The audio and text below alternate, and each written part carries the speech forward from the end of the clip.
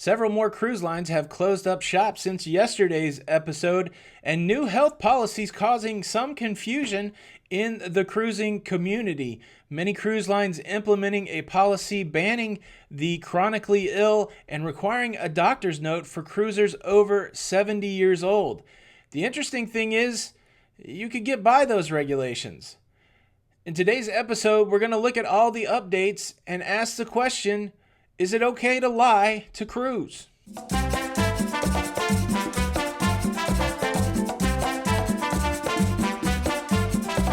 Hey, what's up, everybody? Welcome back to the Lido Loca Cruise Show.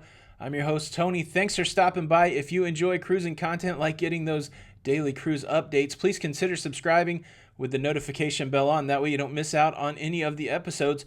Well, let's spend some time at the beginning of the show today going over what we know about cruise lines that have suspended or canceled their sailings in the near future. On yesterday's show, we talked about 3 cruise lines, Viking, Virgin Voyages, and Princess, all modifying their current sailing schedule, bringing operations to a halt for the next month or so. Here are the cruise lines that over the last 2 days have canceled their sailings in the near future. AMO Waterways, Avalon Waterways, Crystal Cruises, the big one that came out overnight, Disney Cruises canceling their cruises, Gate 1 Travel, Paul Gauguin Cruises, Saga Cruises, Uniworld, Viking Cruises, Virgin Voyages, Windstar.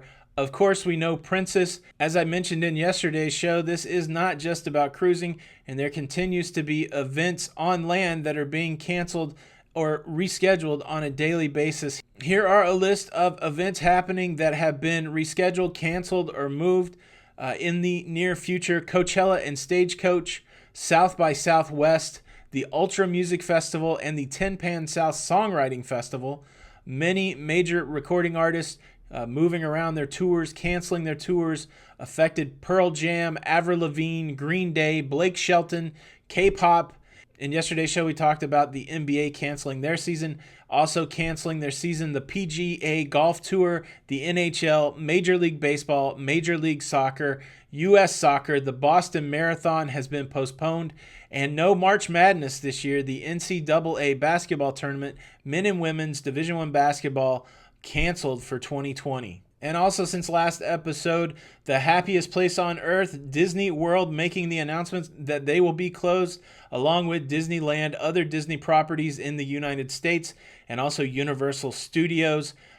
Orlando, just a few hours from where I live, a huge hub for tourism, now starting to see a lot of things shutting down. Now, when you listen to the list of cruise lines, you may notice the big 3 not on it: Carnival Cruise Lines, Royal Caribbean, and Norwegian Cruise Lines. At the time of this recording, they are still sailing this weekend, and all 3 of them are adopting new travel policies when it comes to screening passengers getting on their cruise ship. I released the information last night specifically about Carnival, but these policies are in effect now. The big takeaways: cruise lines are saying anybody with chronic illness.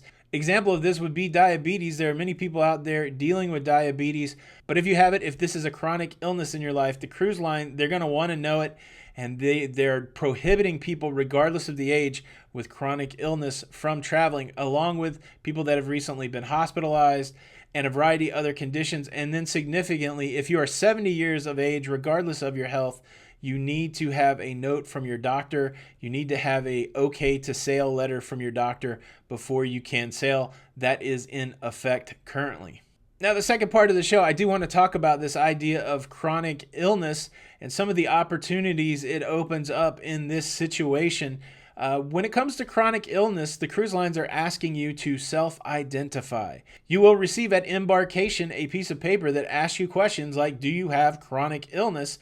And depending how you answer that question is whether you will be allowed to sail or not. Even though the announcement came out late in the evening yesterday, these policies were definitely in place.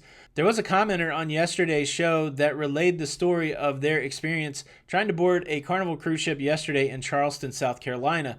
Pam says, we were to board Carnival Sunshine today, and my husband was denied to board with no prior notice. He is 65 and is diabetic, but his current A1C is pre-diabetic state due to weight loss and diet control. But because I told the truth on the question about being diabetic, he was denied to board. There's been a lot of interesting dialogue around what's going on in the world, and the pendulum swings from one end to the other. Really extreme panic and really extreme defiance. And I do believe that the truth is somewhere in the middle, the thing that we should be looking for somewhere in the middle. But now you have a situation where cruise lines are saying people with chronic conditions like diabetes should not go cruising because they are more susceptible to what is going on. But the only way that they can police that is the honor system. They have the health questionnaire. They're asking you whether or not you have these conditions, and it is up to the individual to answer the question.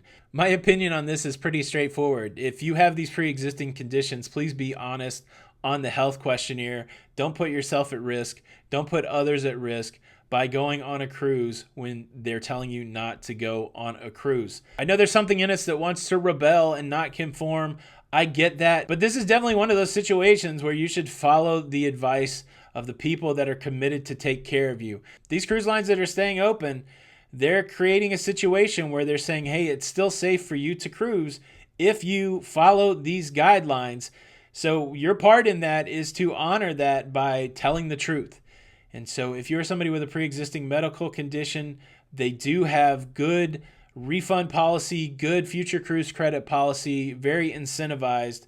Take the credit and cruise another day. Don't put yourself at risk. A lot of people out there will say, well, this is a victimless deal if I choose to go on when I have these conditions that they're warning me about. But you may get sick and you may require the resources that should be dedicated to somebody else because you were dishonest on the cruise. And you could be in a situation where it's not going to work out well for you from a health perspective. So that's my opinion. I would be interested in hearing what your opinion is. I don't know of another way that they could do this. There's no way unless you make everybody bring their medical records, and not everybody goes to a doctor frequently.